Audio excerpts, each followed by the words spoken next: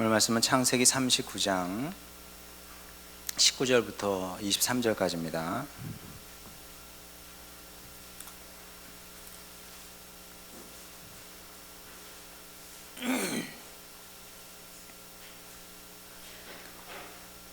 창세기 39장 19절부터 23절까지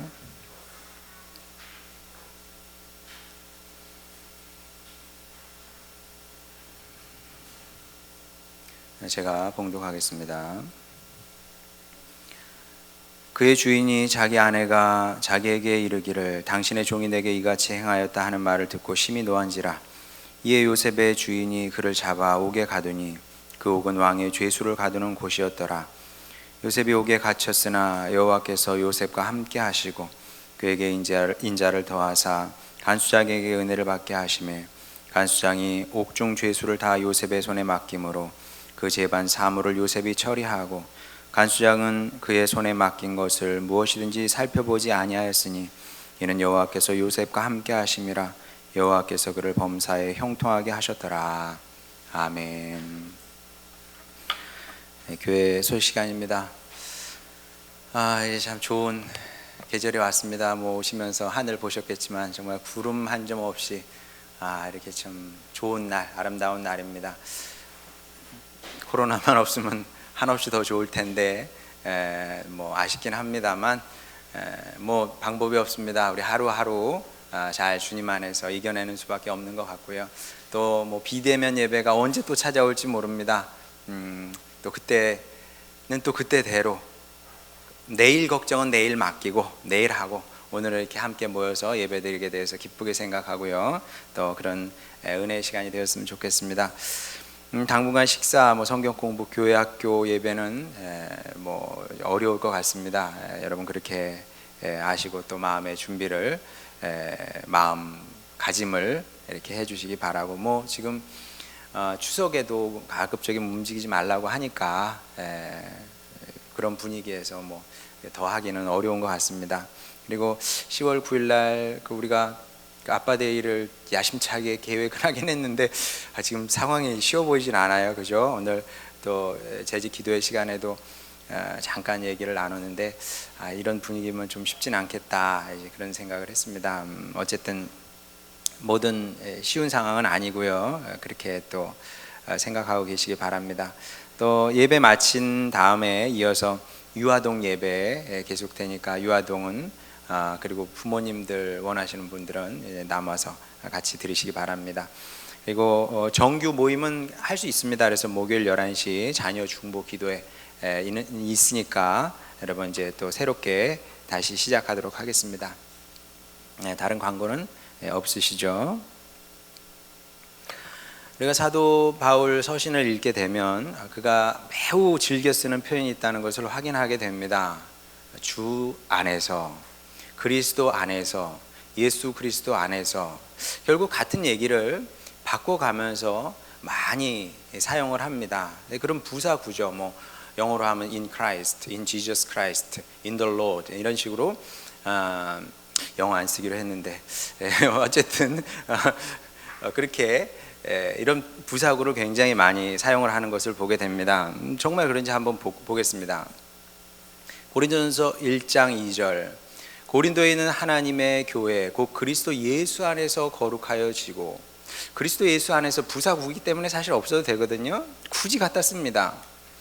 고린도전서 1장 4절 그리스도 예수 안에서 너희에게 주신 하나님의 은혜로 말미암아 내가 너희를 위하여 항상 하나님께 감사하노니.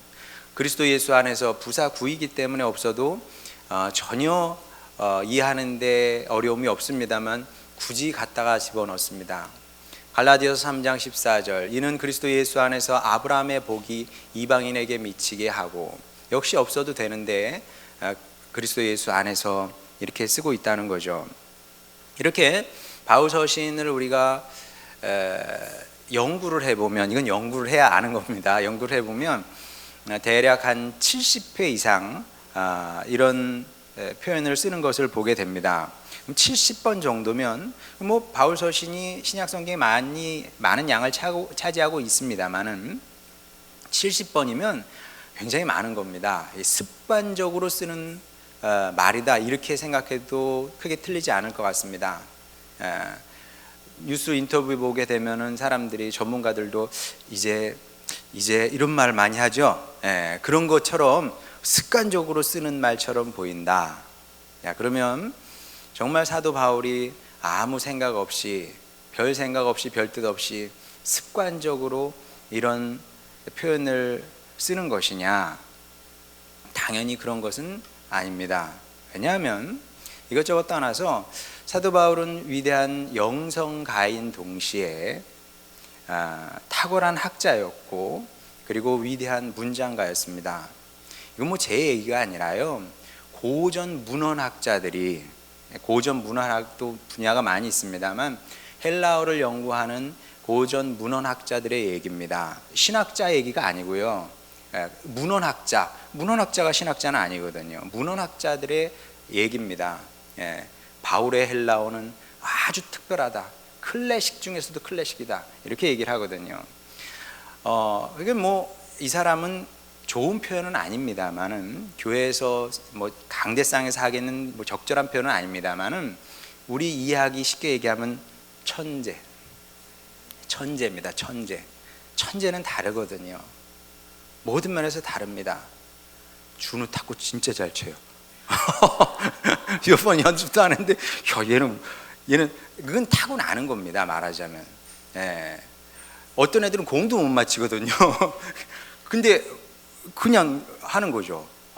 이게 타고나는 사람이 있는데, 그렇다고 준우가 탁구 천재는 아니고요. 탁구 할 생각 없으니까 어디 가서 우리 탁구 선수 된데 그런 얘기는 하지 마시고, 사도 바울은 진짜 천재였습니다. 그럼 천재의 특징은 뭐냐면 불필요한 말을 쓰지 않습니다.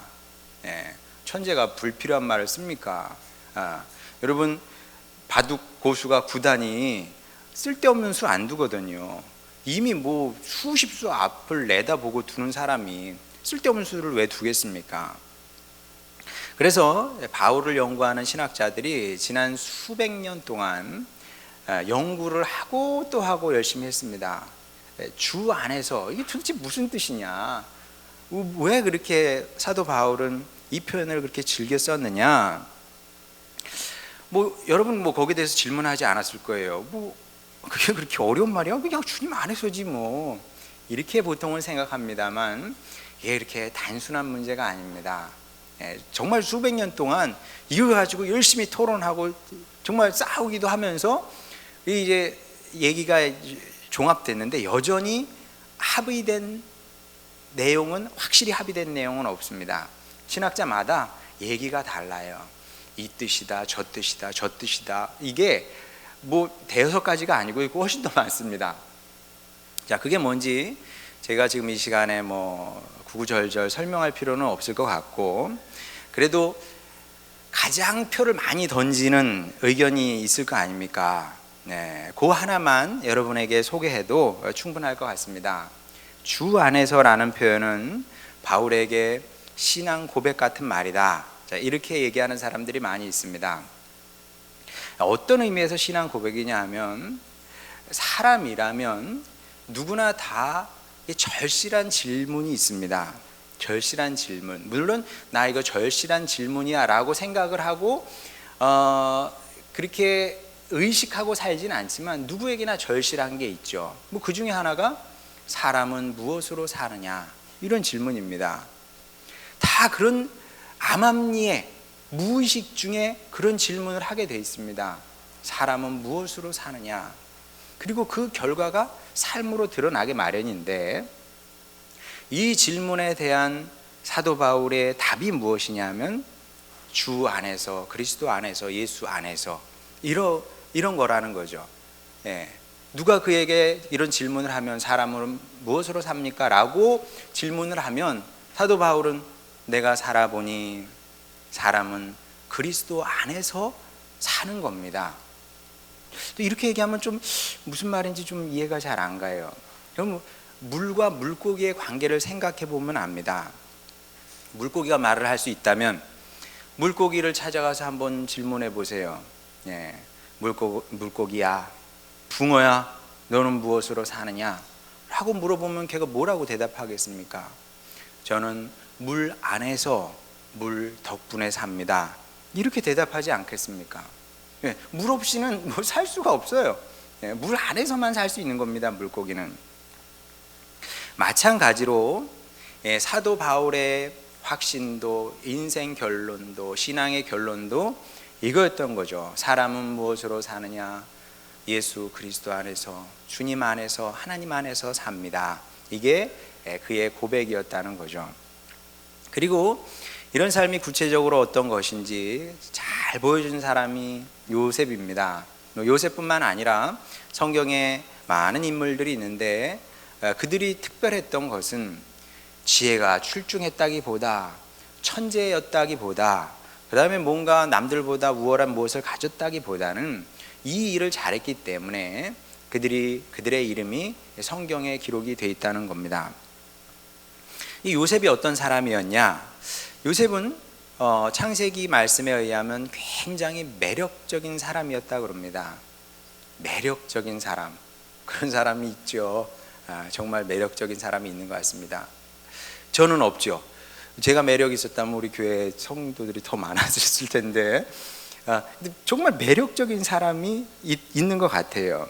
얼마나 요셉이 매력적이었냐면 주인 마님조차도 요셉을 사모할 만큼. 여러분 이해가 좀 잘 안 되지 않아요?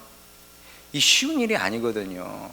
자, 뭐 왕자가 뭐 여종을 사랑했다, 뭐 임금님이 여종을 사랑했다, 이런 얘기는 뭐 야사에도 나옵니다만은 주인 마님이 남자 종을, 마당새를 사랑했다, 이런 얘기는 글쎄 뭐 전래동화에도 나오는 얘기가 아니고요. 그 다음에 야사에도 기록된 바가 있습니까? 굉장히 드문 일이죠. 거의 일어나기 거의 불가능한 일입니다. 자, 그런데 뭐 세상은 요지경이기 때문에, 세상은 요지경이잖아요. 요지경이기 때문에 뭐 무슨 일인들 안 일어나겠습니까? 뭐 그만큼 요셉이 매력적이어서 마님이 정말 사회적 금기를 넘어서 요셉을 사랑했던 것 같습니다. 뭐 그럴 수 있죠. 그리고 뭐 그런 마음을 우리가 정죄하기는 어렵습니다. 사랑의 마음이 생겼는 걸 그걸 뭐 어떡합니까? 자, 그런데 거기서 멈췄으면 괜찮았을 텐데, 그러면 뭐 참 애틋한 사랑이네, 이러고 넘길 텐데, 이 보디발의 아내는 거기서 멈춘 것이 아니라 주저없이 자기의 사랑을 자신 있게 실천하는, 용감하게 실천하는 열혈 여성이었다는 겁니다. 신세대 여성이었죠. 와, 그 옛날에 그 용기가 대단하지 않습니까? 뭐 적극적으로 요셉을 꿰다 그럽니다. 나하고 연애하자고 꿰다고 하지 않습니까? 그러면 보통 마당새 같으면 어떻게 반응을 할까요? 아싸, 이게 웬 기회냐, 내 종으로 태어나서 나에게도 이런 기회가 오다니. 덥석 물겠죠. 아마 보통은 그럴 것 같습니다. 다른 사람도 아니고 마님이 이리 오라고 눈짓하고 손짓하는데 뭐 안 가겠습니까? 자, 그런데 요셉은 어떻게 반응했습니까? 여러분이 아시는 것처럼 이렇게 반응을 하죠. 창세기 39장 9절. 이 집에 나보다 큰 이가 없으며 주인이 아무것도 내게 금하지 아니하였어도 금한 것은 당신뿐이니 당신은 그의 아내임이라. 그런즉 내가 어찌 이 큰 악을 행하여 하나님께 죄를 지으리이까. 유명한 고백이고 정말 감동적인 고백입니다. 자, 그런데 이 말에, 이 고백에 논리적인 틈이 있다는 것을 아는 사람은 많지 않습니다. 정확히 말하면 이거는 비문입니다. 말이 안 되는 말이에요. 논리적으로만 보면 그렇습니다. 왜냐하면 보세요, 요셉에게 은혜를 끼친 사람이 누굽니까? 보디발입니다. 집 주인 보디발이 요셉에게 은혜를 끼쳐서 요셉인 정말 하찮은 종인데도 그에게 모든 것을 맡겨서 그 집을 주관하게 했습니다. 근데 금한 것은 당연히 아내죠. 아내를 뭐 너한테 맡길게 이런 사람은 없습니다. 미친 사람이 아닌 다음에는. 자, 그러면 이걸 요셉이 알고 있는 거죠. 만약에 아내를 범한다, 보디발의 아내를 범한다, 이 얘기는 주인의 은혜를 저버리는 행동인 겁니다. 주인 보디발에게 악을 행하는 것이고 죄를 범하는 겁니다. 자, 그런데 뜬금없이 하나님 얘기를 한다는 거죠. 그런즉 내가 어찌 큰 악을 행하여 내 주인께 죄를 지으리까, 이렇게 나와야 되는 겁니다. 이게 원래는 그래야 안 그래요? 그런데 그렇게 얘기하지 않고 하나님께 죄를 지으리까 이렇게 얘기를 한다는 거죠. 비문, 논리적으로 비문입니다만은 또 어찌 보면 요셉의 심리를, 마음을 잘 드러내는 그런 고백이기도 하죠. 요셉도 알고 있었습니다. 마님과 연애를 한다? 와, 이 스릴 만점이겠죠. 즐겁고 행복한 일일 겁니다. 그리고 정말 신세계로 가는 문이 열리는 것인지도 모릅니다. 마님의 사랑을 받는다고 해보세요. 그러면 거기서 떨어지는 콩가루가 얼마나 많겠습니까? 많이 떨어질 거예요. 뭔지는 모르겠지만. 그리고 이 마님과 마당새의 사랑은, 이거는 그냥 사회적인 금기가 아니라 정말 어느 정도라고 얘기해야 될까요? 뭐 우리 사회도 금기라는 게 있지 않습니까? 있는데 그 모든 금기를 뛰어넘는 금기였습니다. 그러면 이 마님이 아마 자기 생명 걸고 이 비밀을 지키려고 할 거 아닙니까? 안 새나가게 어떻게든 조치를 할 거 아닙니까? 대놓고 연애를 하겠습니까? 그러니까 이게 내 입만 조심하고 내 행동만 조심하면 어떻게 감추어질 수도 있는 문제입니다. 그러니까 위험도가 그렇게 크지 않은 일일 수도 있는 겁니다. 이게 요셉은 지혜의 사람 아닙니까? 머리가 좋은 사람이었기 때문에 이 정도 상식은, 이 정도 논리는 돌아갔을 겁니다. 그런데도 보시다시피 요셉은 끝까지 유혹에 넘어가지 않았습니다. 꿰고 또 꿰지만, 주인 마님이 계속 나하고 연애하자 했지만 끝까지 넘어가지 않았습니다. 왜 넘어가지 않았냐 하면 이 말씀에 답이 나와 있는 거죠. 요셉은 아무리 정말 좋은 제안이 들어온다고 해도, 그래 내가 그걸 덥석 물을 수는 있어, 그게 재미있는 일이고 얻을 것이 많다는 것도 내가 알아. 그렇지만 아무리 좋은 걸 준다고 해도 내가 하나님을 떠나서 살 자신은 없었던 거죠. 하나님을 떠나서 살 자신이 없어. 여러분은 어떠십니까? 여러분은 주님을 떠나서 살 자신이 있습니까?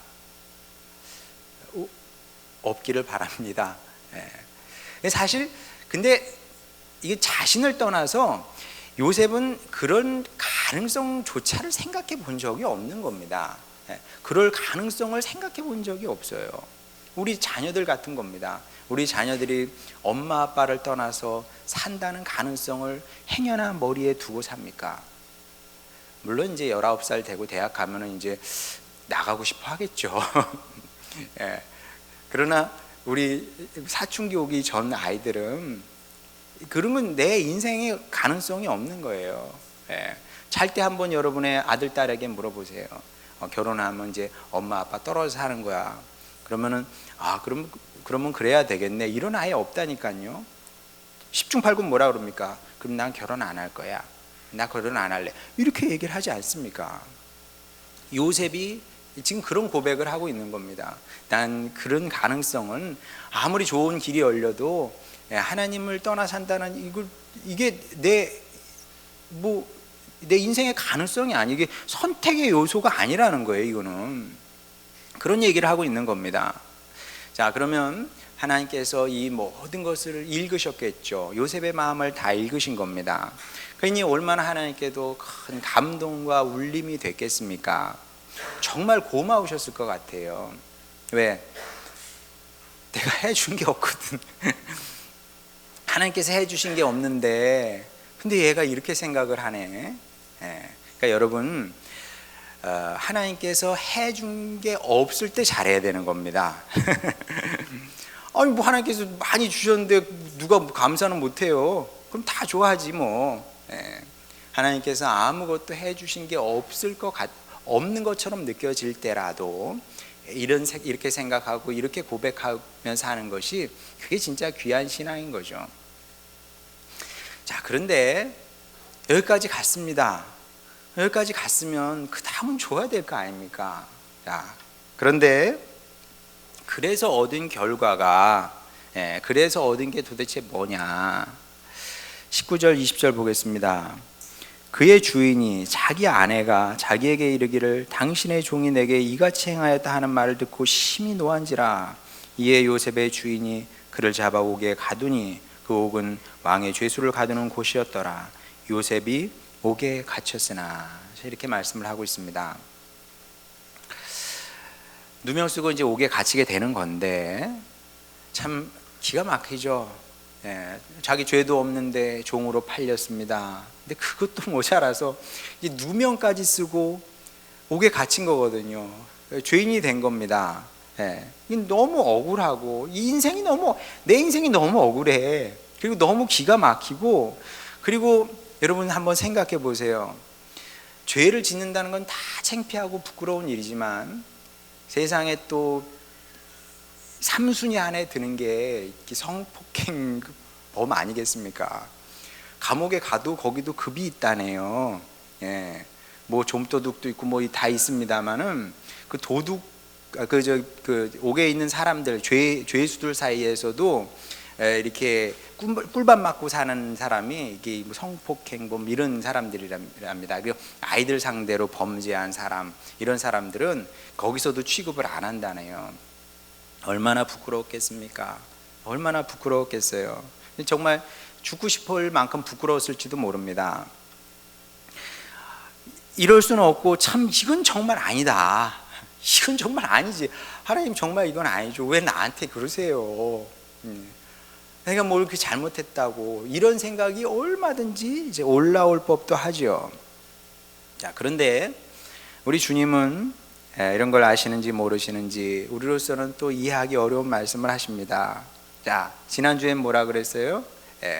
지지난주에는 하나님께서 요셉과 함께 하심이라 그랬죠. 근데 오늘 본문에서는 한 걸음 더 나아가서 21절 보겠습니다. 여호와께서 요셉과 함께 하시고 그에게 인자를 더하사. 한 걸음 더 나갔습니다. 함께 계실 뿐만 아니라 이번에는 인자를 더하셨다 말씀하고 있죠.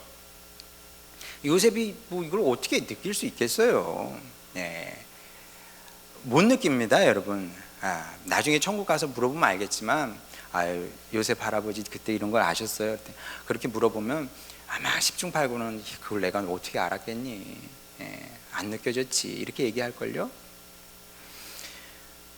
어려움에 사람이 처하게 되면 누구나 다 그런 겁니다. 아무리 위대한 신앙이라도 뭐 하나님이 함께 하시고 하나님이 날 사랑하시고 이게 느껴집니까?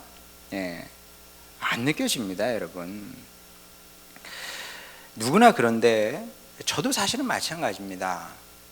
사는 게 쉬운 사람이 어디 있겠어요. 제가 뭐 자주 얘기합니다만은 모든 사람이 다 사는 건 어려운 겁니다. 뭐 여기 뭐 다 그냥 멀쩡하게 잘 사는 것 같아 보이지만 마음에 지금 여러분 무거운 근심 걱정 없는 식구가 누구 하나 있겠어요? 다 마음에 무거운 근심 걱정 하나 다 이렇게 납자루처럼 이게 매달고 사는 거거든요. 사람의 인생이라는 것이 뭐 그리스도 밖에 있으나 안에 있으나 이건 차이가 없는 겁니다. 저도 마찬가지죠. 늘 그런 것들이 다양한 납자루가 제 마음에 이렇게 달려 있습니다. 굉장히 더 힘들 때도 있었죠. 이렇게 내 인생이 끝나는 거냐, 내 사역이 이렇게 끝나는 거냐, 그런 생각이 들 때도 종종 있었습니다. 그러면 그럴 때마다 머리에 있는 신앙 지식과 제 공허한 마음이, 답답한 마음이 격하게 충돌하게 되죠. 머리로는 알아요. 거의 모태신앙입니다. 그리고 신학까지 공부를 했습니다. 머리로는 알지요. 하나님께서 함께하고 계시고, 그럼에도 불구하고 하나님께서 함께하고 계시고, 그럼에도 불구하고 하나님은 너를 사랑하시지 알아요. 내 마음은 느껴지지가 않아. 느껴지지가 않아. 하나님의 사랑이 느껴지지 않아. 차갑습니다. 요셉도 다르지 않았을 겁니다. 하나님께서 함께 하신다는 것이, 하나님이 나를 사랑하신다는 그 말씀이 마음에 안 다가왔겠죠. 오히려 사랑이 뭐 이래, 사랑하는데 뭐 이렇지, 이런 생각이 더 자주 올라오지 않았겠습니까? 그래서 21절 또한 요셉을 위한 말씀이라기보다는 요셉 이후를 사는 우리를 향한 주님의 말씀이라고 보면 됩니다. 우리 하나님께서 요셉 이야기를 통해서 우리에게 이 말씀도 꼭 해주고 싶었던 거죠. 먼저 해주고 싶은 말씀이 뭐예요? 내가 너와 함께 한다, 이 말씀이었고, 또 다른 말씀 거기다 하나 더 붙여서 주님의 인자가 우리에게 더하게 되는 거죠. 내 인자가 너와 함께 있다, 너의 인생을 다스리고 있다, 이끌어 간다, 이 말씀을 또 해주고 싶었던 겁니다. 왜냐하면 살다 보면 누구에게나 어려움이 찾아오게 마련이죠. 특별한 어려움이 또 있는 겁니다. 그런 사람이 없는, 그런 일이 없을 수는 없습니다. 누구에게나 다 어려움이 찾아오는 겁니다. 특히 심한 고난이라도 찾아오게 되면, 정말 심한 고난이라는 게 뭐예요? 내 힘으로 어떻게 할 수 없는 거거든요. 그런 경우에는 캄캄한 동굴 안에 들어가 있는 것 같습니다. 깊은 동굴이죠. 뭐 동굴 저는 뭐 몇 번 안 가봤습니다만은 깊이 들어가게 되면 미로 같다 그럽니다. 출구 보이지 않죠. 대안 없습니다. 대책 없어요. 아니, 깊은 동굴에 들어가 있는 사람이 무슨 대안 대책이 어디 있겠습니까? 소망? 그런 거 없습니다. 요즘 소상공인들이 딱 이렇다고 그래요. 빨리 코로나가 해결되기를 바랍니다. 우리도 같은 마음이죠. 자, 그런데 전문가들 견해로는 상황이 금방 나아질 것 같지 않다. 뭐 길게는 2년, 3년을 뭐 이렇게 살아야 된다, 뭐 그렇게 예상하는 전문가도 있습니다. 어쨌든 뭐 부정적인 전망이 압도적이죠. 코로나가 끝난다고 해도 이미 세상은 바뀌었다네요. 그러면 코로나만 문제냐? 코로나만 문제가 아니라 이제 앞으로 올 세상이 어떻게 바뀔지 가늠이 안 된다고 하지 않습니까? 이제 정말 컴퓨터가 다스리는 세상이 오는 건지 어쩐지, 전문가들도 어떻게, 이거는 이제 너무 급격한 변화이기 때문에 뭐 가늠이 안 된대요. 뭐 그뿐이겠습니까? 뭐 환경 문제, 자연 문제, 뭐 나중에 식량 문제까지 이 전문가들이 내놓는 얘기마다 듣고 있으면 골치가 아프고 머리가 아파요. 읽고 싶지 않고 보고 싶지 않죠. 그러나 봐야 돼요. 왜냐하면 그래야지 어떻게 돌아가고 있는지, 사람의 근심이 뭔지, 세상의 근심이 뭔지 알아야 무슨 저도 이 시대를 살아가는 사람으로 말씀을 전하지 않겠습니까? 어쨌든 이게 해결책이 보이지 않기 때문에 사람들이 망하는 것만 자꾸 생각을 하는 겁니다. 망하는 것만 생각하고, 그리고 망하는 것만 생각하기 때문에 다들 괴롭고 우울하다 그럽니다. 그러면 TV를 틀어봐도 그렇죠. 뭐 매체를 뭐 다 봐도, 핸드폰 가지고 여러분 뭐 신문 한번 찾아보시고, 신문지를 넘겨보세요. 뭐 거기 희망찬 얘기가 어디 있습니까? 다 죽겠다, 뭐 어렵다, 그런 얘기 아니겠습니까? 그 마음 충분히 우리는 이해됩니다. 얼마나 힘들겠습니까? 얼마나 힘들고 고통스럽겠습니까? 다 이해가 됩니다. 자, 그러면 우리도 그래야 될까요, 여러분? 안 된대, 틀렸대, 어렵대, 다 망하는 거래, 그렇게 생각하며 살아야 될까요? 그러면 성도라고 할 수가 없죠. 성도는 달라야 되는 겁니다. 우리는 현실적이어야죠. 세상이 어떻게 지금 돌아가고 있는지, 사람들이 어떻게 무엇으로 고통당하고 있는지, 무엇을 근심하고 걱정하고 있는지 또 보고 당연히 인정을 합니다. 그리고 객관적으로는 어렵겠구나, 대안이 없구나, 대책이 없구나, 우리 인정할 수 있습니다. 그러나 하나님의 사람이라면, 성도라면 수시로, 자주, 사실은 매일 그 현실에서 눈을 돌려서 성경을 펴고 하나님의 말씀을 들어야죠. 주님, 이 시대에 저를 향한, 우리를 향한, 우리 가정을 향한, 교회를 향한 주님의 뜻은, 주님의 말씀은 뭡니까? 라고 물어보는 겁니다. 이게 일상에 침잠해 버리면 답이 나오지 않습니다. 그렇게는 그리스도인의 삶이 되지가 않아요. 성경에 어떤 사람도 그렇게 살지 않았습니다. 요셉 혀 깨물고 이런 말은 하면 안 되는데, 제가 좀 감정이 격해지면 이렇게 좀 세게 나옵니다. 잊어버리시고. 하여간 이게 그런 상황 아니었겠습니까? 욥의 아내처럼 하나님을 저주하고 죽어버려라, 현실을 생각하면 그럴 수가 있는 겁니다. 그러나 현실에 침잠하지 않고 눈을 돌려서, 이게 전부일 수 없는 거죠. 주님의 말씀, 주여 주님 말씀하여 주시옵소서, 기도 가운데 들으려고 하고 말씀 가운데 들으려고 하면, 그러면 주님의 말씀이 들리기 시작을 하는 거예요. 주님의 말씀이 그때부터 들리기 시작을 하는 겁니다. 우리가 세상에서 들려오는 소리만 듣고 살아서는 안 돼요. 그거는 세상 사람입니다. 아무리 옳은 얘기여도 그것만 듣고 우리는 살 수는 없어요. 주님의 말씀에 귀를 열어서 주여 말씀하시옵소서 듣겠습니다. 그러면 주님께서 무슨 말씀을 하신다고요? 성경 말씀을 통해서 우리에게 들려주시는 거죠. 사랑하는 아들아, 사랑하는 딸아, 내 현실이, 내 일상이 너를 삼킬 것 같으냐? 두려워하지 말고 걱정하지 말고 내 안에 거하라. 그러면 살리라.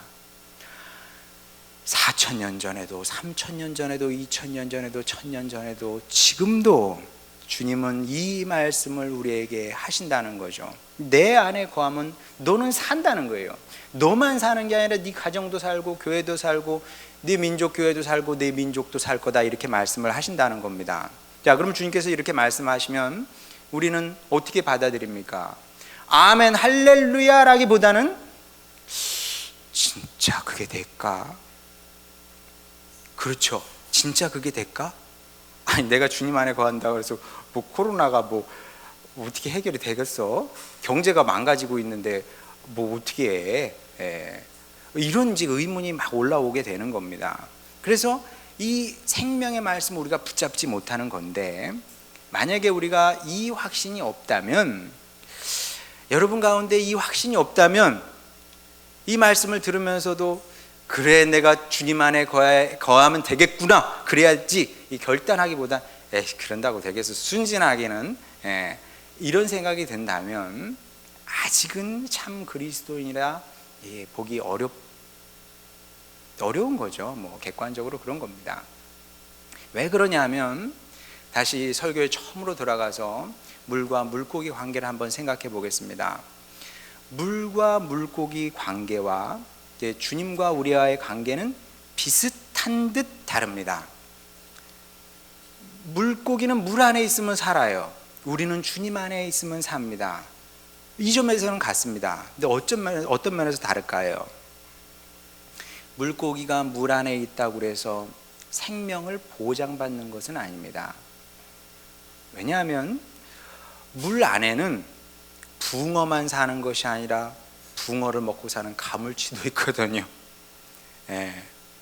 그리 안전하지 않아요. 물을 떠나서는 살 수 없으나, 그러나 물 안에 있다고 해서 모든 물고기가 생명을 보존하는 것은 아닙니다. 물 안에 있어도 내 생명은 언제든 위협받고, 그리고 위협만 받는 것이 아니라 상위 포식자에 의해서 언제든 삼킴을 당할 수 있는 거죠. 뿐이겠습니까? 물이 오염이라도 되면 오염이 되지 않은 상태에서는 생명의 자리일 수 있죠. 그러나 오염되는 순간 어떻게 됩니까? 생명의 터전이 아니라 몰살의 현장이 되는 겁니다. 뉴스에 나오잖아요. 물고기들이 떠오르지 않습니까? 하얀 배를 하늘을 향해서 보이지 않습니까? 왜? 물이 오염됐는데 물고기가 그 안에서 어떻게 살겠습니까? 그럼 하나님은요, 하나님은 물이 아니에요. 하나님을 물처럼 생각하지 마시기 바랍니다. 옛날에 우리나라 어떤 대통령이 와서 뭐 물 대통령이라고 그랬는데, 뭐 우리는 이제 그런 말씀 안 되죠. 어른이고 또 한때 우리 지도자한테 그런 표현은 적절치 않다고 생각을 하는데, 어쨌든 그처럼 우리가 하나님을 물로 생각하면 이제 곤란합니다. 다시 21절 보겠습니다. 여호와께서 요셉과 함께 하시고 그에게 인자를 더하사 간수장에게 은혜를 받게 하시매. 자, 제가 오늘 여러분에게 인자에 대해서 말씀을 드리겠습니다. 이제 구약 성경 보면 인자라는 단어가, 이 말이 굉장히 많이 나오는 것을 여러분 보죠. 마음에 잘 안 다가왔을 겁니다. 근데 이게 번역하기가 굉장히 어려운 단어입니다. 히브리어 헤세드인데 정말 의미 영역이 굉장히 큽니다. 근데 그걸 다 설명할 수는 없고, 이제 여러분의 머릿속에, 여러분의 마음에 이런 뜻으로 담아두시기 바랍니다. 자, 뭐예요? 읽을까요 말까요? Steadfast love. 이걸로 여러분, 인자가 나오면 이 단어구나, 그렇게 생각하시고 이제 앞으로 여러분 인자라는 단어를 사랑하시기 바랍니다. 주의 인자는 끝이 없고, 주의 인자를 더하시고 주의 인자가 크시며, 그 인자라는 뜻이 우리나라 말로 풀면 그런 거죠. 끝이 없는 사랑, 영원한 사랑, 담이 없는 사랑, 책임지는 사랑, 책임적 사랑입니다. 물은 물고기를 사랑하지는 않아요. 그래서 책임질 수 없습니다. 그러나 하나님은 당신 안에 거하는 당신의 백성을, 당신의 자녀를 향해서 이런 사랑을 보이신다는 거죠. 하나님의 사랑이 다합니까? 차라리 우주가 없어지라 그래요. 우주가 없어질지언정 우리 믿음의 선조들은 하나님의 성품을 아셨던 거죠. 그분은 어떤 분이십니까? 우리를 향한 그분의 마음이 steadfast love다, 담이 없고 끝이 없는, 그리고 그렇기 때문에 책임적 사랑으로 우리에게 대응하시고 응답하시는 분이었습니다. 그런 고백이 성경, 이 구약을 읽을 때 인자가 나오면 그런 고백이다, 이렇게 보면 틀리지 않을 것 같습니다. 그리고 성경은 이 하나님이 오늘 우리의 하나님이다, 이렇게 말씀을 하고 있는 겁니다. 제가 이 사실을 알기 때문에 저도 자신 있게 여러분을 향해서 선포할 수 있습니다. 뭐 세상에 다른 사람들 나름의 방식의 답이 있을 겁니다. 그래, 그런 것도 우리가 들어야죠. 그러나 하나님의 말씀은 우리에게 이렇게 선포하고 있는 겁니다. 너희가 살 길은 주 안에 거하는 것이다. 주님 안에 거하시기 바랍니다. 이걸 잘하면 그러면 우리는 사는 겁니다. 요셉의 인생을 책임지셨던 하나님께서 여러분의 인생도 책임지시게 돼 있습니다. 그래서 바라기는 꼭 이 일을 끝까지 잘 해내시고, 하나님께서 끝까지 당신의 일을 잘하셨던 것처럼 우리도 끝까지 이 일을 잘하는 겁니다. 끝까지 주님 안에 거하는 겁니다. 요셉처럼 그렇게 하는 겁니다. 주님을 떠난 삶 나는 생각할 수가 없고, 그건 내 인생의 전부예요. 그것이 선택사항이 아닌 거죠. 그렇게 주님 안에 거하겠습니다, 이렇게 결심하고 또 그런 인생을 살아냄으로 말미암아 이 시대에 요셉 같은 사람이 되셔서 주님의 사랑으로 모든 것을 다 이겨내시고, 그렇게 주님의 기억 속에 정말 아름다운 사람으로, 복된 사람으로, 고마운 자녀로 기억되는 여러분 모두가 되시기를 주님의 이름으로 축원합니다. 찬양 부르고 기도하도록 하겠습니다.